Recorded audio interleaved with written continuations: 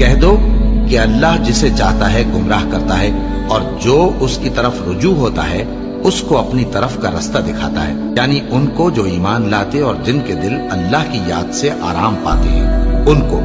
اور سن رکھو کہ اللہ کی یاد سے ہی دل آرام پاتے ہیں۔ جو لوگ ایمان لائے اور عمل نیک کیے ان کے لیے خوشحالی اور عمدہ ٹھکانہ ہے۔ اور اگر شیطان کی طرف سے تمہارے دل میں کسی طرح کا وسوسہ پیدا ہو تو اللہ سے پناہ مانگو، بے شک وہ سننے والا ہے، سب کچھ جاننے والا ہے۔ جو لوگ پرہیزگار ہیں جب ان کو شیطان کی طرف سے کوئی وسوسہ پیدا ہوتا ہے تو چونک پڑتے ہیں اور دل کی آنکھیں کھول کر دیکھنے لگتے ہیں، اور جب قرآن پڑھا جائے تو توجہ سے سنا کرو اور خاموش رہا کرو تاکہ تم پر رحم کیا جائے، اور اپنے پروردگار کو دل ہی دل میں عاجزی اور خوف سے اور پست آواز سے صبح و شام یاد کرتے رہو، اور دیکھنا غافل نہ ہونا۔ پھر جب تم یہ نماز تمام کر چکو تو کھڑے اور بیٹھے اور لیٹے ہر حالت میں اللہ کو یاد کرو۔ پھر جب تم مطمئن ہو جاؤ تو پورے آداب کے ساتھ نماز پڑھو۔ بے شک نماز کا مومنوں پر اوقات مقررہ میں ادا کرنا فرض ہے۔ مسلمانوں، نجات نہ تو تمہاری آرزوؤں پر ہے اور نہ اہل کتاب کی آرزوؤں پر۔ جو شخص برائی کرے گا اسے اسی طرح کا بدلہ دیا جائے گا، اور وہ اللہ کے سوا نہ کسی کو حمایتی پائے گا اور نہ مددگار۔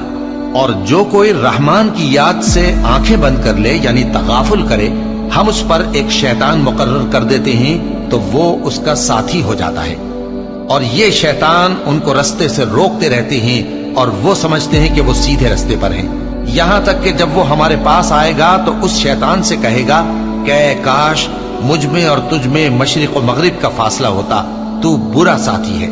اے اہل ایمان، اللہ کا بہت بہت ذکر کیا کرو اور صبح و شام اس کی پاکی بیان کرتے رہو۔ وہی تو ہے جو تم پر رحمت بھیجتا ہے اور اس کے فرشتے بھی، تاکہ تم کو اندھیروں سے نکال کر روشنی کی طرف لے جائے۔ اور اللہ مومنوں پر مہربان ہے۔ اور صبح و شام اپنے پروردگار کا نام لیتے رہو، اور رات کو بڑی دیر تک اس کے آگے سجدے کرو اور اس کی پاکی بیان کرتے رہو۔ اے نبی، یہ کتاب جو تمہاری طرف وحی کی گئی ہے اس کو پڑھا کرو، اور نماز کے پابند رہو۔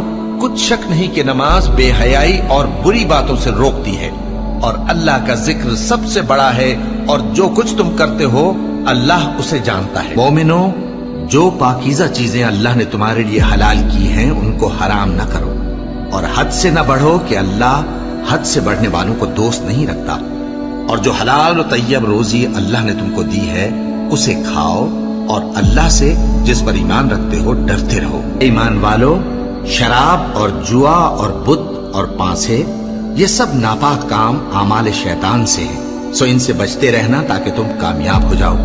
شیطان تو یہ چاہتا ہے کہ شراب اور جوئے کے سبب تمہارے آپس میں دشمنی اور رنجش ڈلوا دے، اور تمہیں اللہ کی یاد سے اور نماز سے روک دے۔ تو کیا تم لوگ ان کاموں سے باز آؤ گے؟ جو شخص نیک اعمال کرے گا، مرد ہو یا عورت، اور وہ مومن بھی ہوگا، تو ہم اس کو دنیا میں پاک زندگی بسر کروائیں گے اور آخرت میں ان کے اعمال کا نہایت اچھا صلہ دیں گے۔